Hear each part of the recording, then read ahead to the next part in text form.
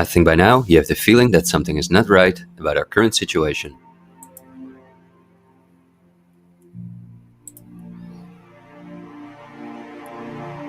But I also think that the many ill-founded conspiracy theories may have caused you to distance yourself from both the media scaremongering and from those who spread the conspiracy theories. Still, I hope you will listen to me for a moment, because as you watch this video, hundreds of millions of people worldwide are falling into poverty because of the measures that have been in place for so long.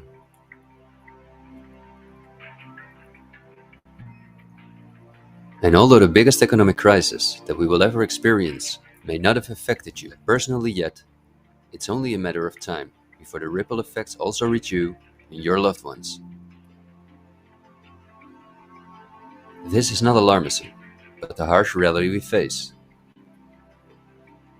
I also think that we can limit the damage and even benefit from it if we are properly and objectively informed about our current situation. Therefore, I would like to show you some easy verifiable facts that I think are essential. Less than a handful of megacorporations dominate every aspect of our lives. That may seem like an exaggeration, but from the breakfast that's on the table in the morning, to the mattress we sleep on at night, and everything we do, put on, or consume in between, all are largely dependent on these corporations.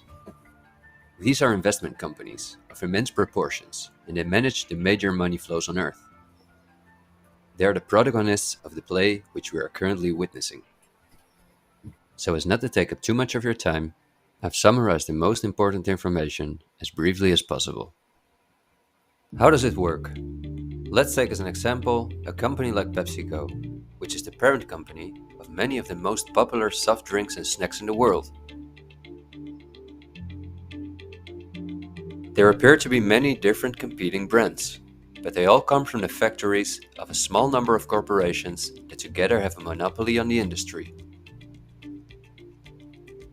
Within the packaged food industry, there are a number of other major companies, such as Unilever, the Coca-Cola Company, Mondelez, and Nestlé. On this image, you see that virtually every well-known brand in the packaged food industry belongs to one of these corporations. You can easily get this kind of information. You can verify it on the websites of the relevant brands or on Wikipedia. Companies of this size are usually publicly traded and have a board where the largest shareholders call the shots. On websites like Yahoo Finance, we can find detailed company information, including who the largest shareholders of these companies are. Let's take PepsiCo again as an example. We see that 73.14% of the shares are held by no less than 3,379 institutional investors. These include investment companies, mutual funds, insurance companies, banks, and in some cases, governments. Let's look at who the largest institutional investors of PepsiCo are. As you can see, just 10 out of the 3,379 investors account for almost 1/3 of all shares. The combined share capital of these top 10 has a value of approximately $60 billion. But of those 10 investors, 3 own more shares than the remaining 7. Let's remember their names and let's see who owns the most shares at the Coca-Cola Company, Pepsi's big competitor.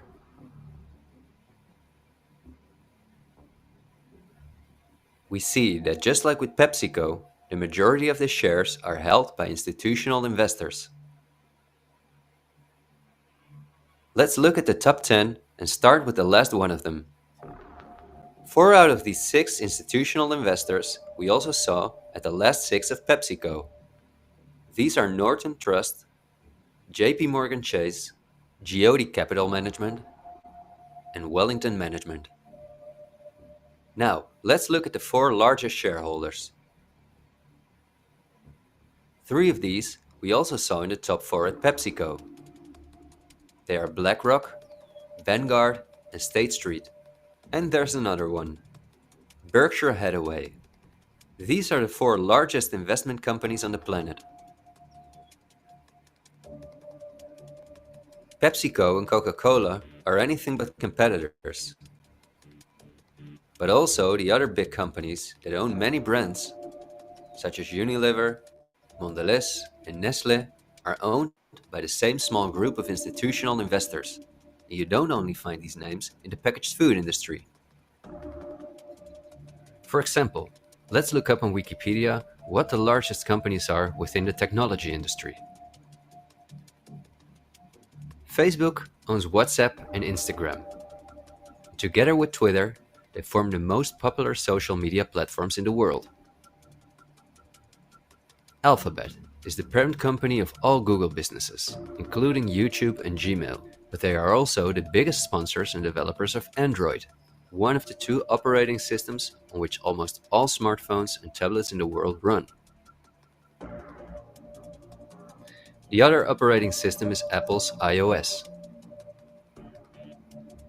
Finally, if we add Microsoft to the other three, we see that 4 companies produce the software that almost all computers, tablets and smartphones in the world depend on. Let's see who owns the most shares of these powerful companies. If we look at Facebook, we see that more than 80% of the shares are owned by institutional investors. These are the same names we saw in the food industry. Again, the same investors at the top. Investors.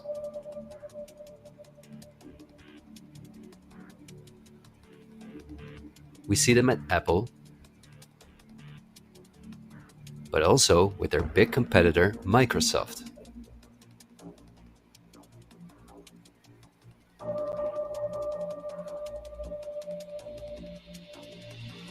When we look at all the other companies that dominate the technology industry and build our computers, TVs, smartphones, and household appliances, we see the same big investors who own a majority of the shares.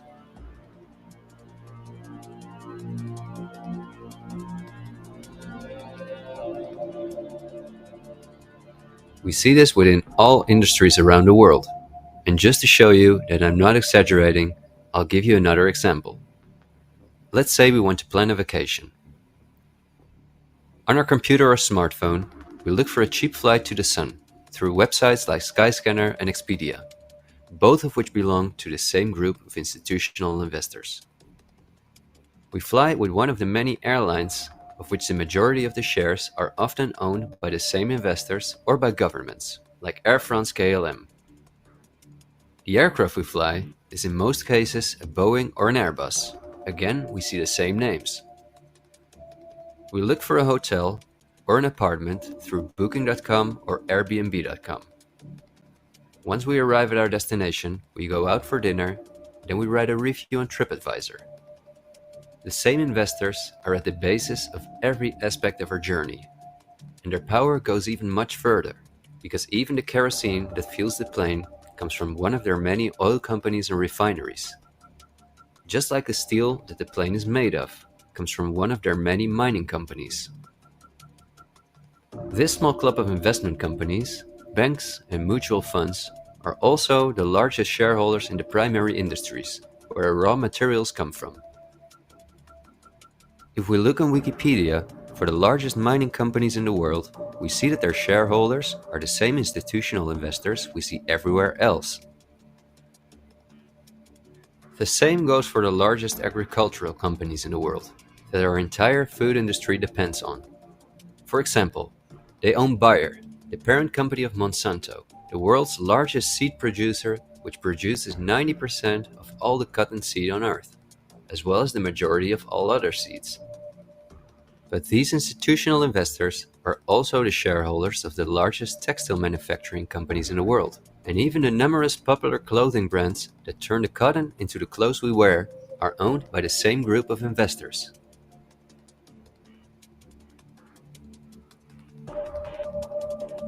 Whether we have the world's largest solar panel producers or the largest oil refineries, the shares are managed by the same companies.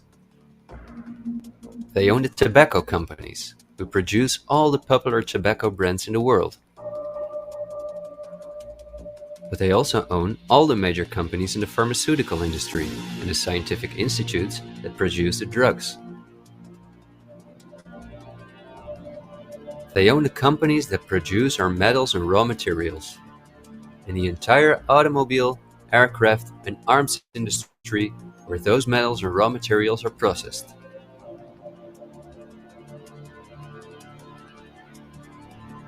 They own the companies that build our electronics. They own the big department stores and online marketplaces.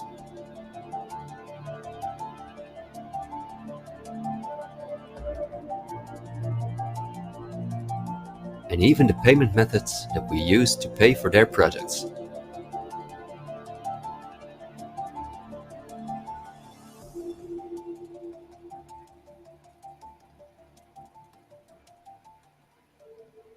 Because I want to keep my story as short as possible, I've decided to only show the tip of the iceberg. If you decide to investigate on your own, using the sources that you've just seen, then you will discover that even many of the most well-known insurance companies, banks, construction companies, telephone companies, restaurant chains, and cosmetic brands are owned by the same institutional investors we just saw.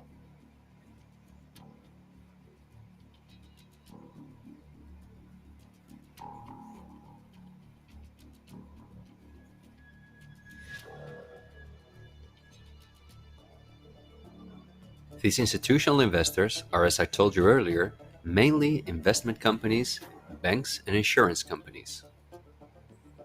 They are in turn also owned by shareholders. Now, what is the most amazing thing?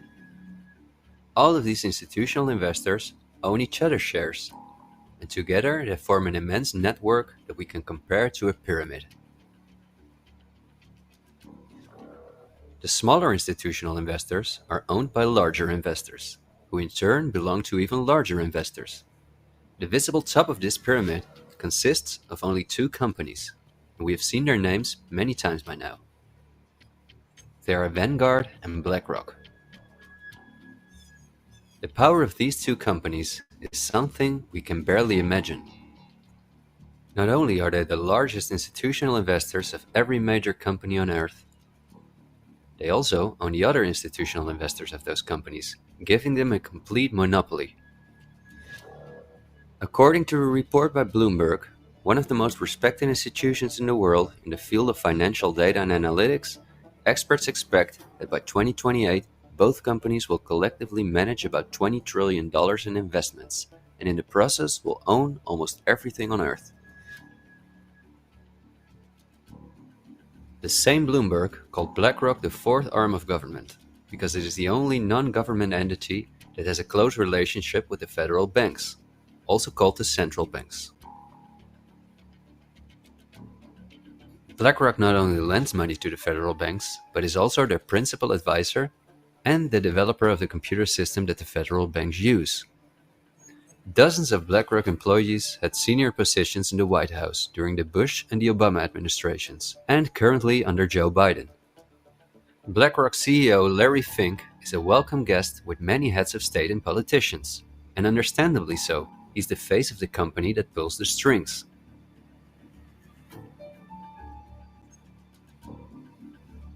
Yet Larry Fink does not pull the strings himself.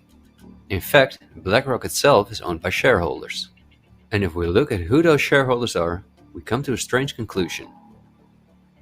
We see that BlackRock's largest shareholder is Vanguard, and this is where it gets dark. Vanguard itself has a unique structure that makes it impossible to see who its shareholders or clients are. The elite who own Vanguard don't want anyone to know that they are the owners of the most powerful company on Earth. But of course, this is no secret to those who are willing to look into it. Reports by Oxfam and Bloomberg show that 1% of the world's population collectively owns more money than the other 99%.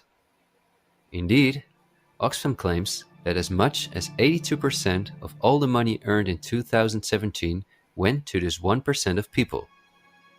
Naturally, those who own the most powerful company on Earth would also be the richest among this 1%. In other words, they are part of the 0.001%. Forbes, the most well-known business magazine in the world, claims that by March 2020 there were some 2,075 billionaires. Oxfam's report showed that two-thirds of all these billionaires obtained their fortune through inheritances and monopolies. So this means that Vanguard is in the hands of the richest families on Earth. If we study their history, we discover that these families have always belonged to the top of the pyramid, some even well before the Industrial Revolution began. Because their history is so interesting and extensive, I will explain some more about them in the follow-up video that I'm currently working on. But in order not to elaborate too far, I will just point out that many of these families belong to royal bloodlines, and they are the founders of our banking system, the United Nations, and every industry in the world.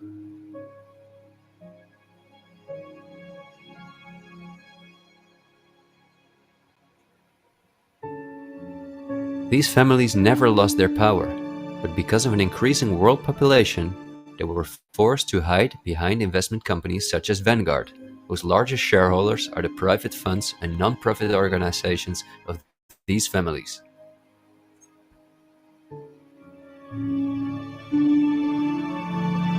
To make the bigger picture more clear, I need to briefly explain something about these non-profit organizations. These are the links that connect the business community with politics and the media, allowing major conflicts of interest. At first glance, however, this is not too noticeable. Non-profits, also called foundations, are organizations that rely on donations, and they do not have to publish from whom they receive those donations. They can invest this money in whatever they want, and do not have to pay tax on their profits as long as those profits are reinvested in other projects that they are involved in. Non-profits can move hundreds of billions of dollars from invisible investors. According to a report by the Australian government, this makes non-profit organizations ideal to finance terrorist groups and launder large sums of money.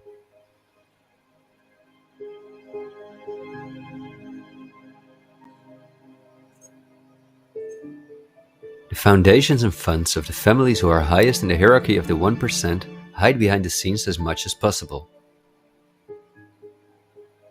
However, for cases that have a lot of publicity and attention, they use the foundations of philanthropist families that are lower in the ranking, but who are also extremely wealthy. In order to be concise, I will only highlight the three most important foundations in the world that connect all the industries in the world to each other.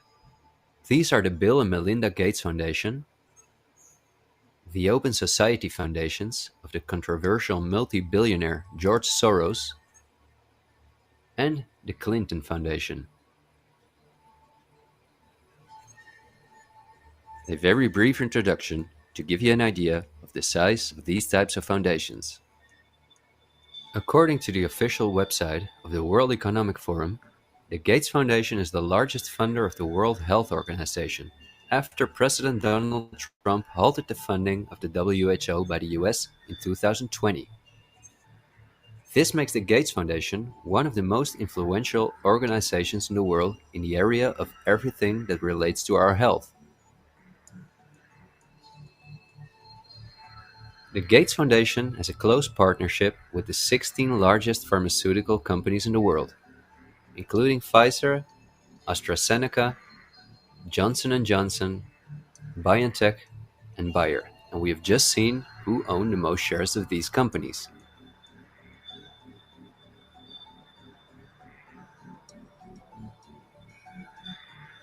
Bill Gates was anything but a poor computer nerd who made it to one of the richest people in the world, but he came from a philanthropic family that, just like himself, worked for the absolute elite. Bill is the founder of Microsoft, which is owned by Blackrock, Vanguard, and until recently, Berkshire Hathaway. But at the same time, the Gates Foundation is the largest shareholder after BlackRock, Vanguard, and State Street in Berkshire Hathaway, where he was even on the board for a while. We would spend hours if we considered everything the Gates Foundation, the Open Society Foundations of George Soros, and the Clinton Foundation are involved in. But because they connect us with the next topic and with the current events, this brief introduction was important. I think the next topic should start with a question. A random person like myself, with very little experience in video editing, using an old laptop, can in 20 minutes objectively portray that only two companies have a total monopoly over all the industries in the world. So the natural question is, why don't you hear about all of this in the media? What? It's a good question. Every day we have the choice between countless reports, documentaries, and television programs, and yet not one of them talks about this. Is it something not interesting enough? Or might there perhaps be other interests at play? The answer we get again from Wikipedia. About 90% of the international media is owned by 9 media conglomerates. The companies owned by these media conglomerates are too many to mention, so I'm just going to show you the most important brands that we all know. Viacom CBS is the parent company of, among others, all CBS channels, Paramount, where the most famous movies and series in the world come from, MTV, Comedy Central, Nickelodeon, the popular British Channel 5, and the popular Australian 10. Guess who the largest shareholders of Viacom CBS are? Before we look at the other major conglomerates, let's not forget to mention our extremely powerful streaming monopolists, Netflix and Amazon Prime, both of which belong to the same shareholders. Then AT&T, which is the parent company of Warner Brothers, HBO, Discovery Channel, CNN, Cartoon Network, TNT, DC, and many other well-known brands. Guess who the largest shareholders of AT&T are?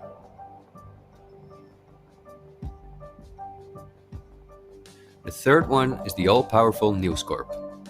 This company owns many of the most well-known national and regional newspapers, magazines, and TV channels in the US, the UK, and Australia. The shares of News Corp are owned by the American multi-billionaire Rupert Murdoch and by the institutional investors we see everywhere else.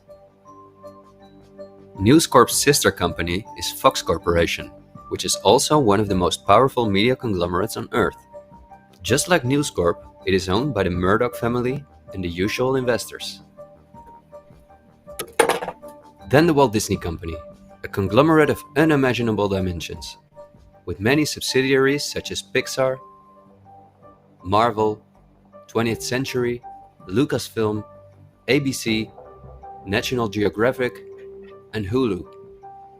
Who are their biggest shareholders? Another powerful media conglomerate is Comcast. This is the parent company of NBC, DreamWorks, Universal, the Sky Group, Focus Features, Xfinity, and many other major media brands. As you would expect, their largest shareholders are Vanguard and Blackrock.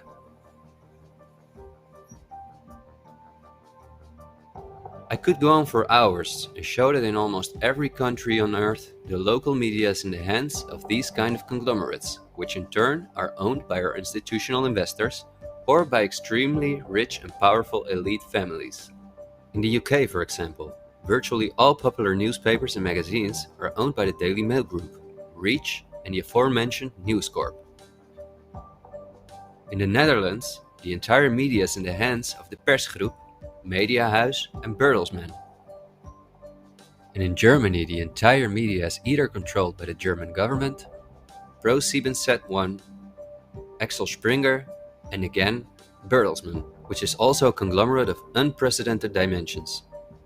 Not only is this the parent company of the largest book publisher in the world, Penguin Random House, and owner and founder of BMG Music, Bertelsmann also controls a large part of the European media through their subsidiary RTL, a company with 67 TV channels, 10 streaming platforms, and 38 radio stations. Bertelsmann is owned by the ultra-rich Bertelsmann-Mohn family, who openly collaborated with the Nazis. Because of this, Reinhard Mohn was held as a prisoner of war in the US. Besides RTL, Bertelsmann also owns a large part of the French mainstream media. And together with Mediaset, the powerful Italian conglomerate of former President Berlusconi that controls the most important part of the Italian mainstream media, they also own all popular Spanish TV channels. Now, to complete the picture, let's look at where the news comes from that all these media outlets are feeding us on a daily basis. The various news media do not produce their news themselves, but use information and images from news agencies such as Reuters, the Dutch ANP, and the French AFP. These organizations are anything but independent. Reuters is owned by the powerful Canadian Thomson family.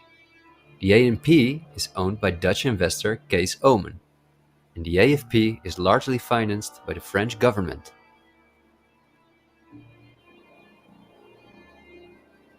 The main journalists and editors who work at our media or at these news agencies are affiliated with important journalistic organizations, such as the European Journalism Centre.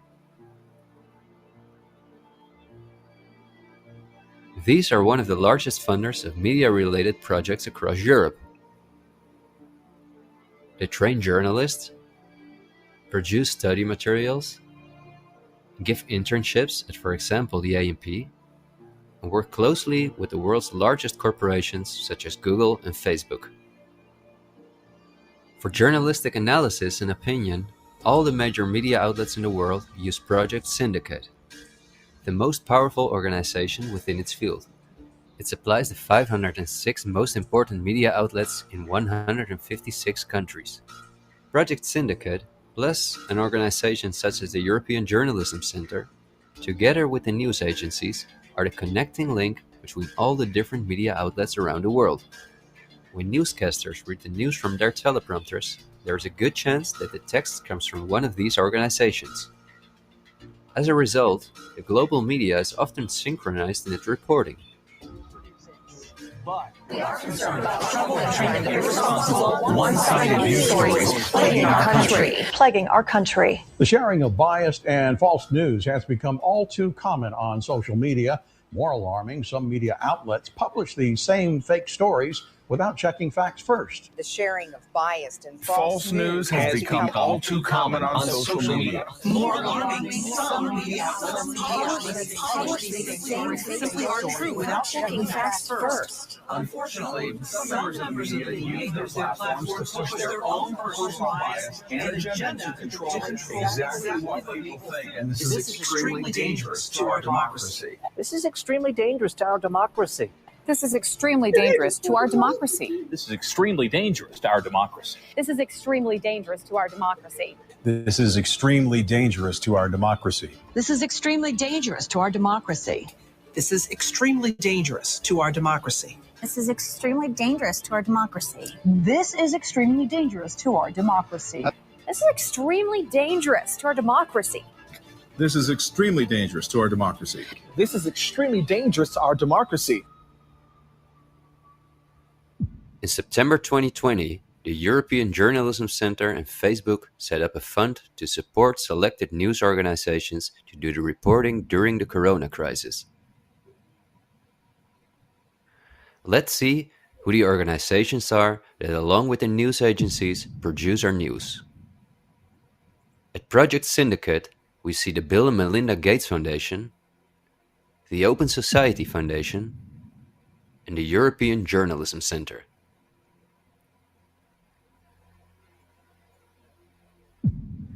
Then the European Journalism Centre itself. Again, we see the Gates Foundation and the Open Society Foundation. And they also receive large donations from Facebook, Google, the Dutch Ministry of Education, Culture and Science, and from the Dutch Ministry of Foreign Affairs. The organizations that are at the heart of our information flow are funded by the non-profit organizations of the same elite who also controls the entire media. However, a part of our tax money goes to these organizations as well.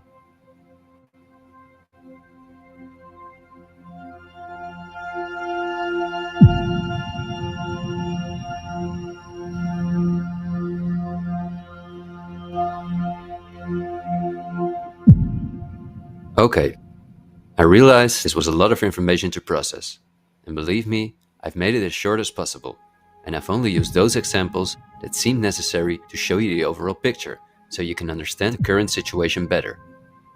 It is an all-encompassing topic that can change our view on many historical events, but my goal is to inform you about the danger in which we presently find ourselves.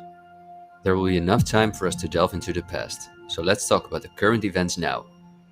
The elite that controls every aspect of our lives, up to the information that we receive, depends on an unimaginably coordinated collaboration to keep all the different industries on Earth connected to each other, in order to ensure they all work in the elite's interests. This happens at the World Economic Forum, one of the most important organizations in the world.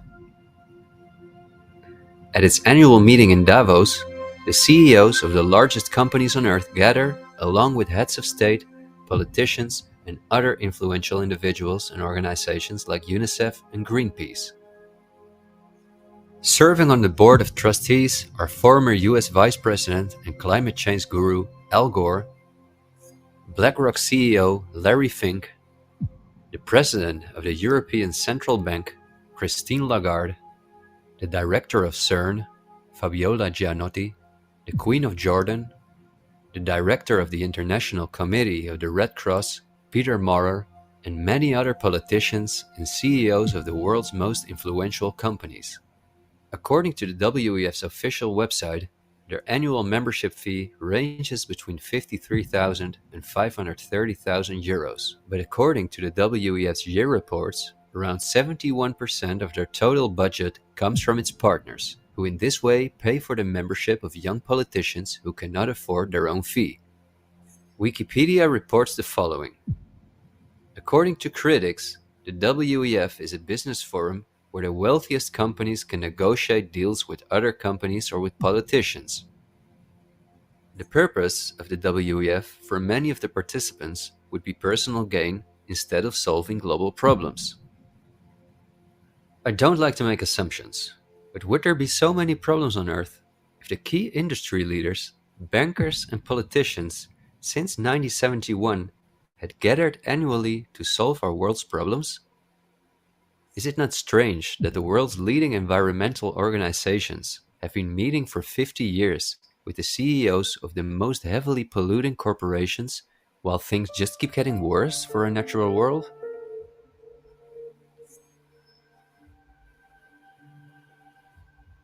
That these critics of the WEF are right soon becomes clear when we look at who the most important partners are that account for almost 71% of the WEF's budget. There are Blackrock, the Open Society Foundations, the Bill and Melinda Gates Foundation, and many other large corporations of whom Vanguard and Blackrock own the shares directly or indirectly.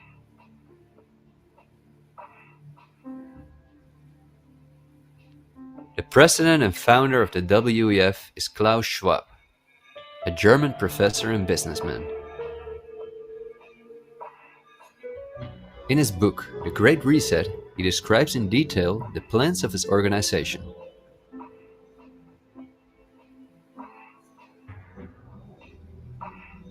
The coronavirus, according to him, is the excellent opportunity to literally reset our society in every regard. He calls this Build Back Better, and this slogan seems to be the motto of all globalist politicians in the world. And it's now a historical moment, a crucial moment to rebuild the future, to reset our policies. And of course, we also want to work together on building back better. You know, I said we're going to build back and we're going to build back better. It's certainly a major crisis, but it also offers us a unique opportunity. We must use this historical opportunity. Together we can turn a crisis into an opportunity. But this global pandemic has also created an opportunity to build back better. To build back better later. But also to build back better. To build back a better world. To build back better. We can't just build back, we got to build back better. And achieve the Sustainable Development Goals. And climate action is an essential part of that. According to Schwab, our old society should be exchanged for a new one, in which countries give up their sovereignty to an all-encompassing world government, in which people own nothing but work for the state, in exchange for their housing, healthcare, and all their other basic needs. All of this is necessary, according to the WEF, because our modern consumer society, which the elite themselves imposed on us, can't keep going as it is.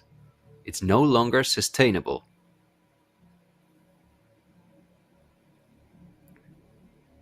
Schwab says in his book that we will never return to the old normal. And the WEF published a video that makes it clear that in 2030 we will own nothing, but we will be happy.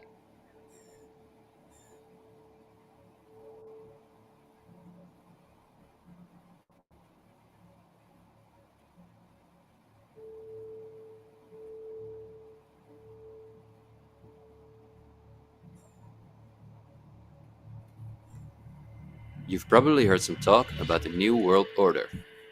The media wants us to believe that this is a topic for conspiracy theorists, although it has been talked about for generations by presidents such as George Bush Sr., Nelson Mandela, and Bill Clinton. We have before us the opportunity to forge for ourselves and for future generations a new world order, a world where the rule of law, not the law of the jungle, governs the conduct of nations.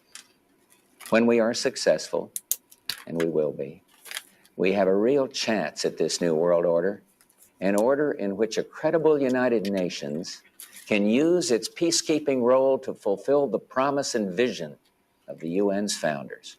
After 1989, President Bush said, and it's a phrase that I often use myself, that we needed a new world order. That the affirmative task we have now is to actually create a new world order.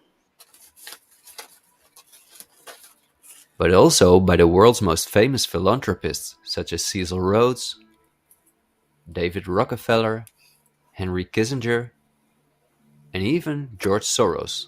I think you need a new world order, that China has to be part of the process of creating it, and they have to buy in, they have to own it. Nope. These important figures, who apart from Mandela, were all among the top of the elite when they were still alive, are not the only ones who dream about an all-powerful world government. In 2015, the UN presented its controversial Agenda 2030, which is almost identical to Klaus Schwab's Great Reset. In their own words, the UN, like Schwab, is to ensure that by 2030, poverty, hunger, environmental pollution, and disease no longer exist on Earth. It sounds like a sympathetic plan, until you read the fine print. You see, the idea is that Agenda 2030 is going to be paid for by us, the citizens. And just as it is currently required of us that we give up our basic rights for the sake of public health, we will be demanded to give up our wealth in favor of poverty reduction. These are not conspiracy theories. You can read this for yourself on their official website. In short, it boils down to this. The UN wants to take the tax money from all Western countries and give it to the mega corporations of the elite, who will be contracted to rebuild society. Globally, a completely new infrastructure is needed, because fossil fuels must be made a thing of the past, according to the UN. For this immense project, a world government is needed, says the UN. And the same UN takes it upon herself to be this global government. Just like Schwab, the UN also believes that a pandemic is the perfect opportunity to accelerate the implementation of Agenda 2030. It is worrisome that the WEF and the UN openly admit that they consider pandemics and other disasters as an opportunity to transform society, especially since we have seen that the elite have all the resources at their disposal to make us believe that there is a pandemic, and even to create one. So we certainly should not take these things lightly, and we should examine them carefully. And when we do that, we come across things that are even more troubling.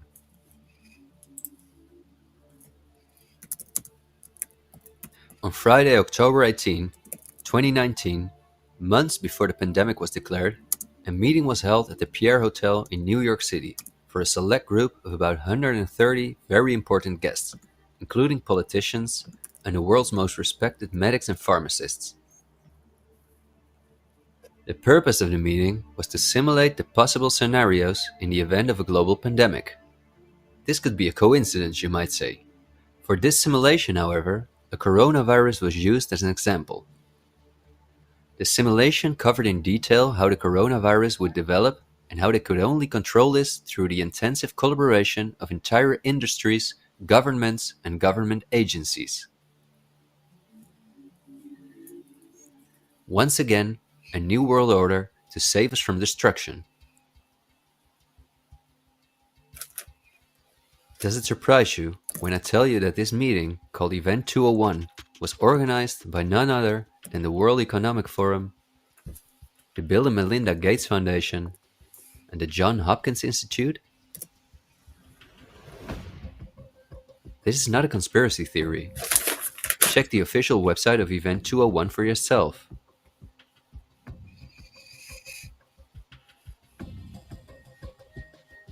Perhaps at this point, it will no longer surprise you that the German Robert Koch Institute, which like every national health institute in the world is closely linked to the WHO, which is funded by Bill Gates, created a similar simulation in 2012.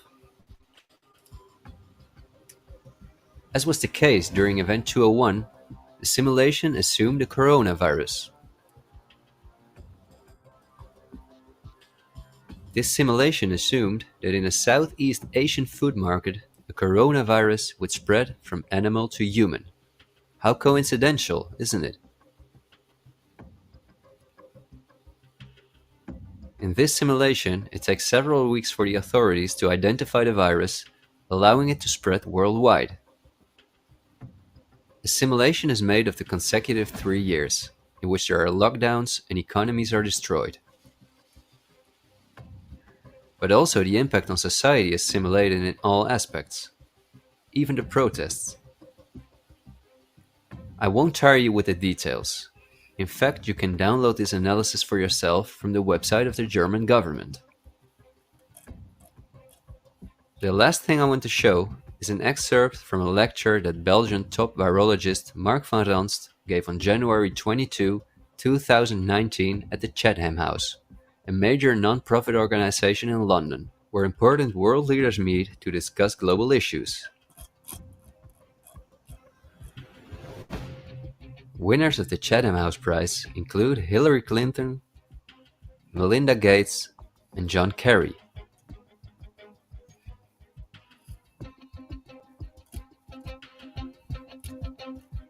What Van Ranst is discussing is simply shocking. Van Ranst, in fact, explains how he has fooled the entire Belgian population during the swine flu through fear-mongering, out-of-context mortality rates, and media manipulation. He laughingly explains how he managed to impose the vaccine for the swine flu on the frightened Belgian population, a vaccine produced by the pharmaceutical companies he worked for. Thank you very much, Ab. Thanks for the invitation. And I was asked to tell you about my experiences being the crisis manager, the flu commissioner for Belgium, and highlighting the communication. And then you have one opportunity to do it right. I mean, day one is so important. In day one, you start your communication with the press, with the people, and you have to do it right. I mean, you have to go for one voice, one message. In Belgium, they chose to appoint a non-politician to do that. I mean, I have no party affiliations, and that makes things a little bit, at that time at least, a little bit easier, because you're not attacked politically, majority, minority. That doesn't come into play, and that was a huge advantage. The second advantage is that you can play in Brussels the complete naive guy and get a lot more done than you would otherwise be able to do. You have to be omnipresent that first day or the first days, so that you attract the media attention. You make an agreement with them that you will tell them all, and if they call, you will pick up the phone. When you do that, then you can profit from these early days to get complete carpet coverage of the field, and they're not going to search for alternative voices there. And if you do that, that makes things a lot easier. These first weeks That's easy street. When you have no opposition and everybody needs news and they can come to you for news, you can bring quite a lot of neutral information, and it is picked up, and it is well, the news is brought the way you bring it, and that is you can only do that in the first couple of weeks or months, and then you have to say, okay, well, we will have H1N1 deaths. Of course, that would be unavoidable. I used there Sir Donaldson's quote, where he said that in the UK, by the peak of the epidemic, 40 people would die per day at the end of the summer. So 62 at that time million people in UK, 40 deaths a day. I worked it out for Belgium. That would be 7 deaths a day at the peak of the epidemic. I used that in the media. 7 Belgian flu deaths per day at the peak of the epidemic would be realistic. That is true in every year, even interpandemically. That is very, very conservative. However, talking about fatalities is important, because when you say that, people say, wow, what do you mean? People die because of influenza? And that was a necessary step to take. And then, of course, a couple of days later, you had the first H1N1 death in the country, and the scene was set and it was already talked about. And then you had to pick who is going to be vaccinated first. And then, well, women and children first, whatever. I mean, risk groups, they were important. And then I misused the fact that the top football soccer clubs in Belgium inappropriately and against all agreements vaccinated they made their soccer players priority people. So I said, I can use that. Because if the population really believes that this vaccine is so desirable that even the soccer players would be dishonest to get their vaccine, I said, okay, I can play with that. So I made a big fuss about this. This is Van Ranst is raving mad. But it worked. The Chatham House organization is also funded by all major corporations of the elite, the Gates Foundation, and the Open Society Foundations. We could talk for hours about the coronavirus, which has a survival rate of 99.98%, and about the incomprehensible measures that are destroying our society. Millions of entrepreneurs have lost their income. Countless elderly people have died in loneliness, isolated from their families. But I think we have reviewed enough facts that put the global COVID measures in a broader context, seen from the perspective of the elite. This extremely wealthy elite, collectively of tens of thousands of billions, has no problem whatsoever with the fact that more than 40% of the world's population has to live on less than $5.50 a day, or that millions of children are dying from the drinking water contaminated by them, or from malnutrition, or by their bullets and bombs. They just want to get more powerful. The elite have absolutely no intention to share their wealth with us. In fact, they are honest about their plans to take even the last bit from us, and those plans are being rolled out as I'm telling this. The underlying motives of the elite will not be explained in this episode, because for this we have to dive into history and discuss topics that are beyond our modern rational thinking. But for now you may understand well enough with the simple logic that a new world order, or an all-encompassing world government, is the only way for a small elite to retain its power over an ever-increasing world population. Companies like Blackrock and Vanguard do not benefit from national borders, import taxes, and real diversity.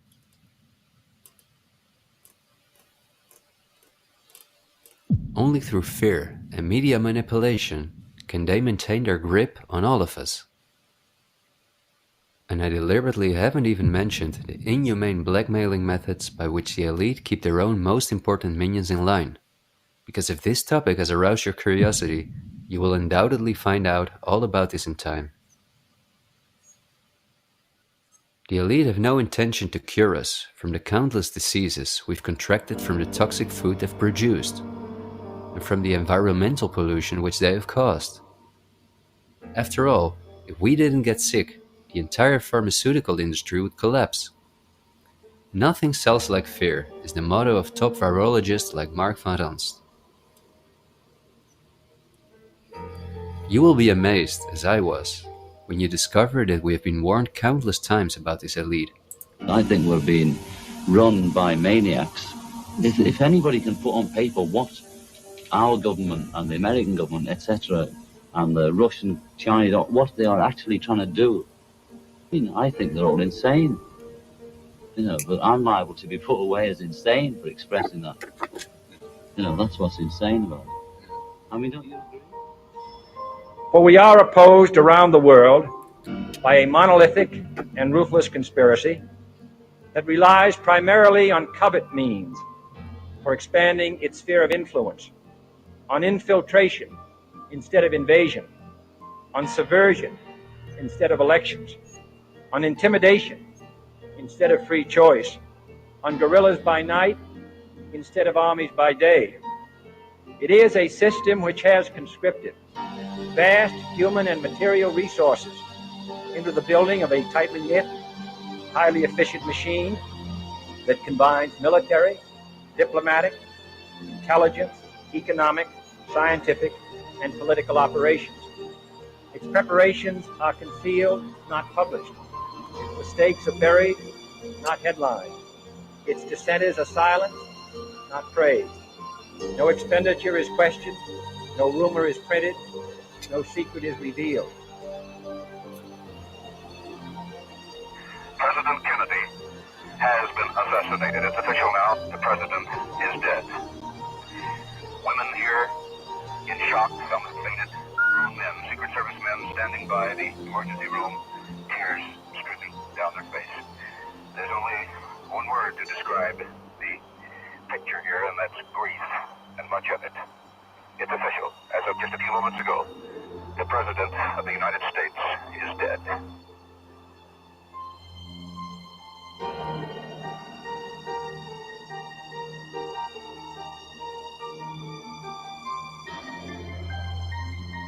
When you're talking about like really elite levels, the name of the game is blackmail. That's what runs the whole system, basically. They want compromised people because they're easy to control. I'm not suicidal. I'm not suicidal.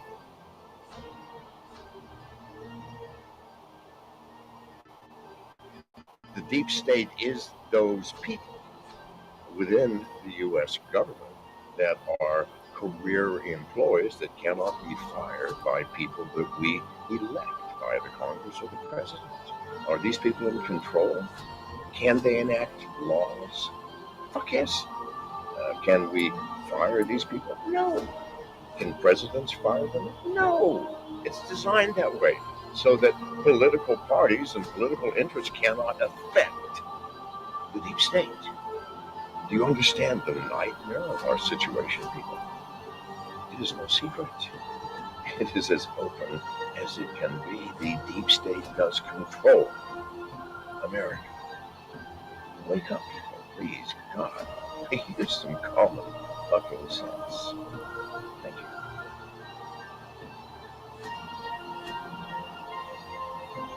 Something like 1984 could actually happen. This is the direction the world is going in at the present time. In our world, there will be no emotions except fear, rage, triumph, and self-abasement. The sex instinct will be eradicated. There will be no loyalty except loyalty to the party. But always there will be the intoxication of power. Always, at every moment, there will be the thrill of victory, the sensation of trampling on an enemy who is helpless. If you want a picture of the future, imagine a boot stamping on a human face forever. The moral to be drawn from this dangerous nightmare situation is a simple one. Don't let it happen. It depends on you. With this video, I hope to reach you, to reduce the ever-increasing distance between us. Only when we are divided will the elite retain its power over us. The greatest fear of the elite is that we will realize what is really going on Earth. And the only way the elite thinks they can prevent this from happening is through censorship,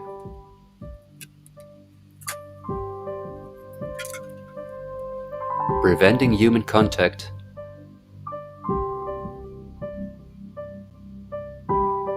the incessant framing of political opponents and those who think differently,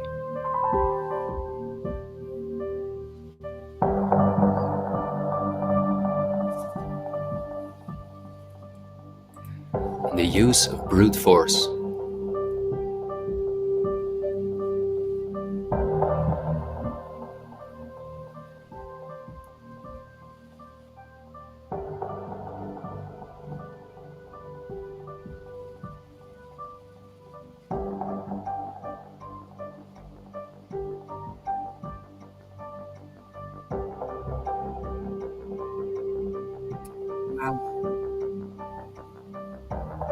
They don't know how to use their tongues. The plans of the elite are clear, and so is the ruthless way in which they want to accomplish them. If we allow this to happen, a new society will be built on the ashes of what we once knew. A new society in which we will own nothing, not even a home of our own. The elite wants to make sure that between now and 2030, everything you now own will be theirs. For this, a devastating economic crisis is necessary. First, the middle class is attacked, which is the backbone of society. Entrepreneurs are forced to go into tremendous debt, which will ultimately cause them to lose all their possessions. After that, things will move quickly. Banks will fall, cash money will cease to exist, and the only way not to starve to death will be the acceptance of government support, which will include several conditions, such as the vaccination passport and giving up all private possessions. Because the entrepreneurs are the first to fall, many others won't immediately feel the crisis. The people remain divided among themselves until it is too late. This is not a doomsday scenario that I've made up. This is simply the Great Reset, the New World Order, which has been prepared for many generations and which has been extensively tested in every communist dictatorship in the world.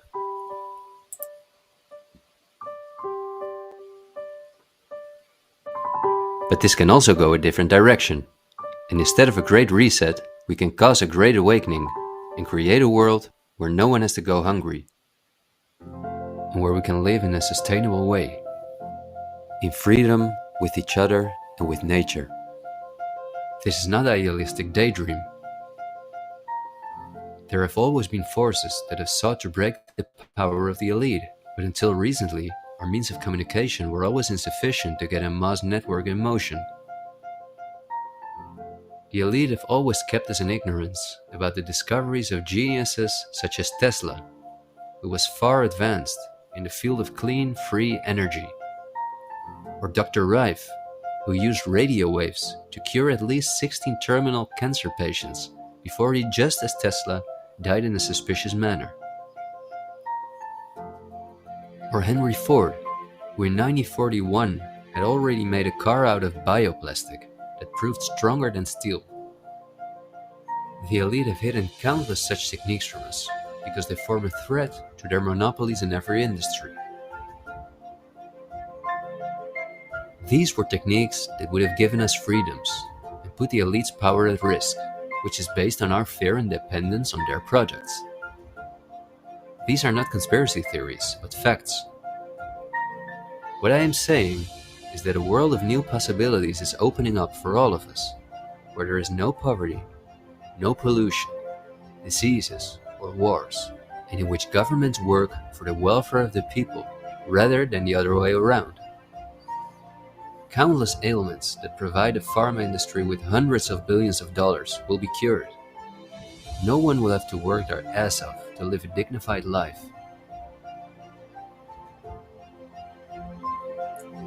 People will no longer live in fear because of the lies of the media, the pharma industry, the climate lobbies, and politicians. It's all on the horizon, but we have to go through the storm first and recognize what the real problem is in our society. I want to thank you for listening to me, and I hope someday, in freedom, together we'll reflect back on this unique moment in history. There is still so much to tell, but we will save the rest for later. This video was only intended as an introduction. This is where our journey starts, and it will be a difficult one, but we will undertake it together, and we will help each other get up when we fall.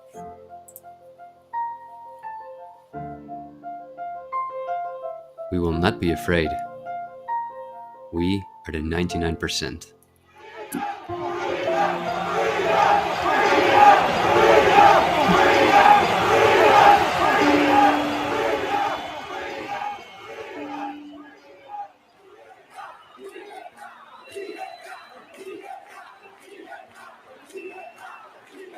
Very interesting.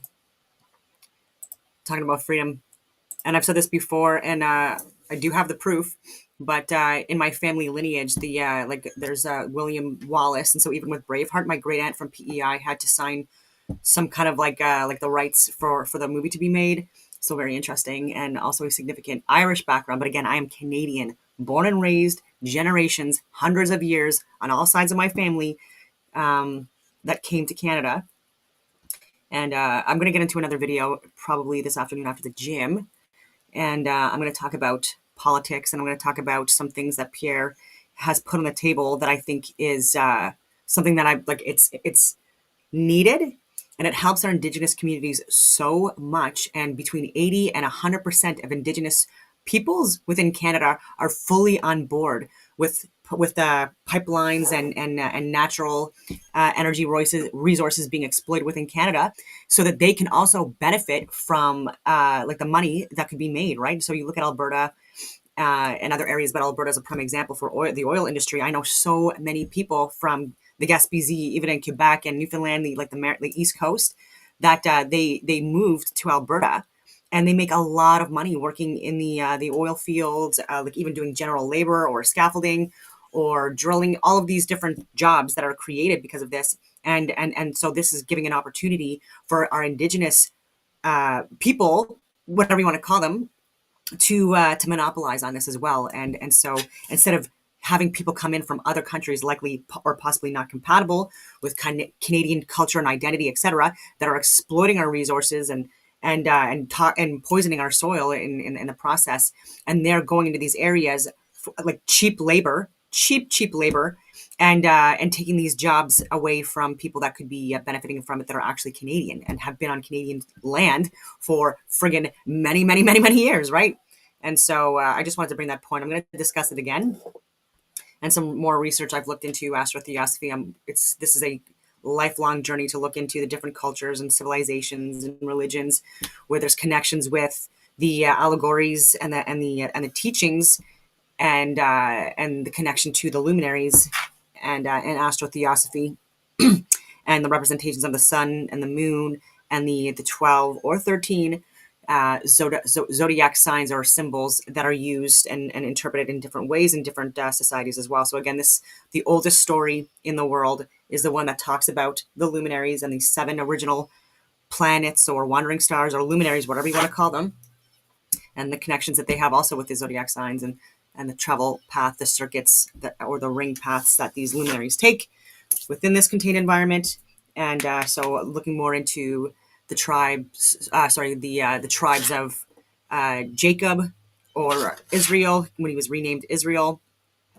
And they talk about 12 tribes. I'm going to talk about this a lot, but there was actually originally 13 children. Not originally, there is 13 children from Jacob, which is possibly God, a symbolic representation of God. So Dinah, they had a daughter named Dinah, and she was the 7th born, which is also very interesting. And she was not included, obviously, as someone that inherited one of the tribes of Israel or Jacob, whatever you want to call him. And then there were 2 sons that took the place of Joseph. So Joseph's tribe, so there was 12 original sons, or there were 12 sons and one daughter. And so 13 in total, but 12 sons. And so if you take out Dinah and you take out Joseph, who was replaced by his two sons, Ephraim and Manasseh, and that's what made up the what people are trying to call the original 12 tribes of Jacob. It included Joseph, and it didn't have Ephraim or Manasseh in, but they took over. And this was dictated by Israel or God, whatever you want to, or Jacob. So Joseph didn't have any tribes anymore. It wasn't considered to be like an inheritor of the tribes of Jacob. He was replaced by his two sons, like I've said, and who made the list and made it 11 to 13. If you take out Joseph and you take out Dinah, that would be 11, and then Ephraim and Manasseh. And so my argument is that Jacob, like if you want to talk about the 13, it would include Joseph and Dinah, and it wouldn't include Ephraim and Manasseh. And I don't mean to offend anyone in that, but I'm going to get more into that and how these like the original tribe leaders, or whatever you want to call them, represent the zodiac signs, symbols, just like the 12 disciples or apostles of Jesus, and so many other representations of different deities that represent the sun and some kind of connection with people or gods or deities or prophets, etc., where there's like the number 12, like there's 12 of them. And they all have different characteristics and traits, just like the different signs and symbols within the Mazalot or Mazaroth or Zodiac's belt, whatever you want to call it. So again, lots to look into, and connections between these more later religions like Judaism and Christianity and Islam, and connections to like the Canaanites and the Babylonians and the Phoenicians and things like that I've talked about many times before, and how they're all telling the same story. But anyways, on that note, I will leave it at that, and I hope that everyone has a wonderful rest of your day.